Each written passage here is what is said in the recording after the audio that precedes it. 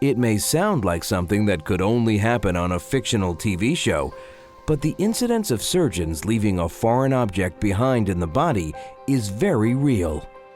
Having something left behind in the body during surgery is more common than you might think at hospitals across the United States. The kind of objects that can be left behind during surgeries are the instruments that surgeons might use during the procedures, needles that they might use while suturing the body, or sponges that are used to pack the area open so that they can see the surgical field. The traditional way of preventing retained foreign objects is to do a count of the materials that are used for the surgery, counting the number of sponges, counting the number of instruments on an instrument tray.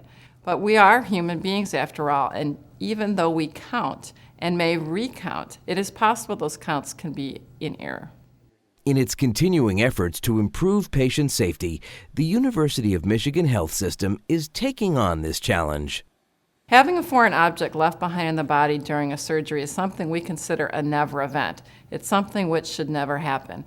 Unfortunately, particularly in complex surgical cases that involve emergencies or in very large patients, things can be left behind in the body, and we want to do everything we can to prevent that. The initiative to reduce the number, if not completely eliminate, retained foreign objects was one that was developed by the operating room management team working with the Quality Improvement Program at the University of Michigan.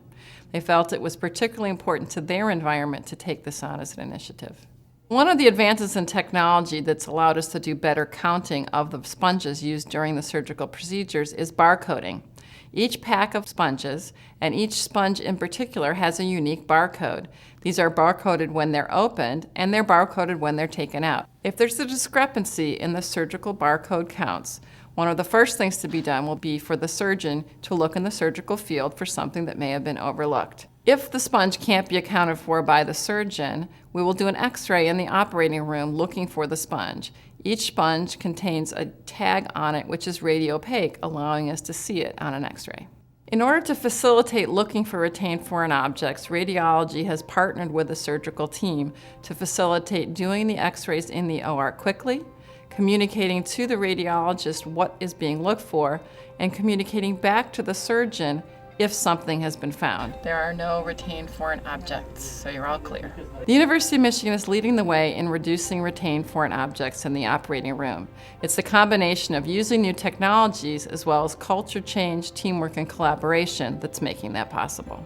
While it's important for the University of Michigan to be the safest hospital in the country, it's also important that the best practices we learn here and develop here are used elsewhere to improve safety for patients in other healthcare environments.